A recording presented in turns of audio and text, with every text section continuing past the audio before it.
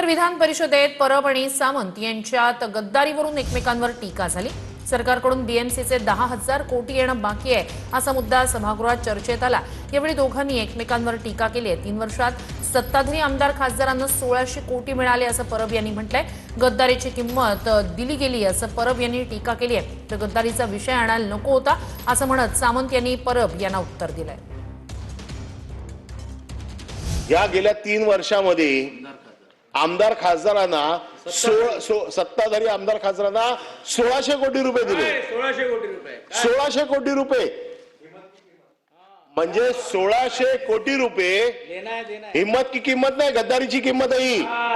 जे बक्षीस पूर्वी निजाम द्यायचे गद्दारी केले तर तुम्ही असे शब्द जर आम्हाला सांगायला लागाल तर आमच्याकडे याच्यापेक्षा चांगले शब्द आहेत की तुम्ही अशा प्रकारचे पैसे एका बाजूला खर्च करताय की तुम्ही आम्हाला पैसे कधी देणार त्याचा प्लॅन सांगा। उरलेले पैसे तुम्ही किती दिवसात मुंबई महानगरपालिकेला देणार। गद्दारी हा विषय आणायचा नव्हता। गद्दारीवर जर परिपाठ लिहायचा झाला तर मोठा आम्ही लिहू शकतो।